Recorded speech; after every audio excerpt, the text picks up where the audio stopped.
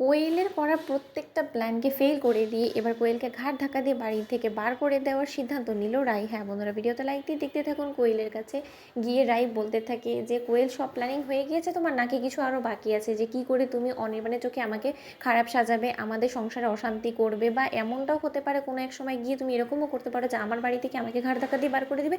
সেরকমটা তো হতে পারে। অনির্বাণ, তুমি বরঞ্চ এক কাজ করে একটা লিস্ট করে রাখো যে রাইকে নিয়ে কোয়েলের ঠিক কী কী প্ল্যানিং আছে, তাই না? কোয়েল তখন এই কথা বলা মাত্র কোয়েল বলতে থাকে যে রাই, তুমি সব কী সব বলছো বলো তো? আর যাই হোক না কেন, আমি তোমার সংসার ইন্টারফেয়ার কেনই বা করতে যাবো বলো তো?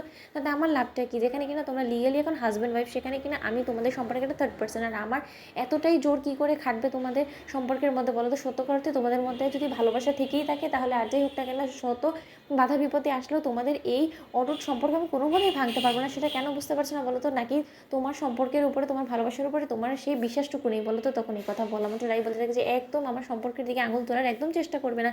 এই জিনিসটা করলে উল্টো তোমারই বিপদ বাড়বে। আর তার থেকেও বড় কথা যে এত দিন ধরে তুমি যে ন্যাকা কান্না কাঁদছিলে না, যে তোমার আশ্রয়ের দরকার আছে, তোমার মাথা গোজা ঠাঁই নেই, তুমি দিয়াকে নিয়ে কোথায় যাবে, সেই সকল ব্যবস্থা আমি এবার করে ফেলেছি। এবার তুমি এখান থেকে এক্ষুনি কেটে পড়ো তো।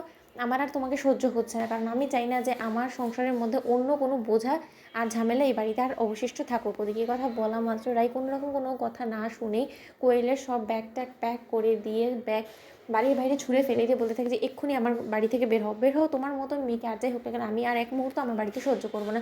এ কথা বলা মাত্র কোয়েল অঝরে কাঁদতে থাকে, পায়ে পড়ে অনির্বাণকে বলতে থাকে যে অনির্বাণ, তুমি অন্তত রাইকে বোঝানোর চেষ্টা করো। আমি মানছি যে তুমি আমাকে সহ্য করতে পারো না, কিন্তু এতটুকু তো অন্তত তুমি মানবে যে রাই আমার কাঁধে যে মিথ্যা অপবাদগুলো দিয়েছে সেই সব কটা মিথ্যে। তখন কথা বলা মাত্র অনির্বাণ বলতে থাকে যে তুমি যে কতটা নিচু মেন্টালিটির মেয়ে সেটা আমি খুব ভালোভাবেই জানি, আর সেই সম্পর্কে আমি অনেকবার রাইকে অবগত করেছি, কিন্তু তা সত্ত্বেও রাই আমার কোনো কথাই বোঝার চেষ্টা করেনি। যেই রাই দেখেছে যে ওর ভালোবাসার উপরে, ওর সংসারের উপরে এখন আঘাত করেছো তুমি, তেমনি ওর মাথার বাতি জ্বলে গিয়েছে। আর সেটাতেও বুঝতে পেরে গিয়েছে যে তোমাকে এ বাড়িতে আর যদি কিছুদিন রাখে, তাহলে হয়তো বা ওর সংসারটা তুমি উজাড় করে দিতে পারো। তার জন্যই ও এই সংসারটাকে টিকিয়ে রাখার জন্য তোমাকে বাড়ি থেকে বার করে দেওয়ার সিদ্ধান্ত নিয়েছে। আর তাতে আমি একমত। আর তুমি দিয়াকে নিয়ে একদম ভাববো না।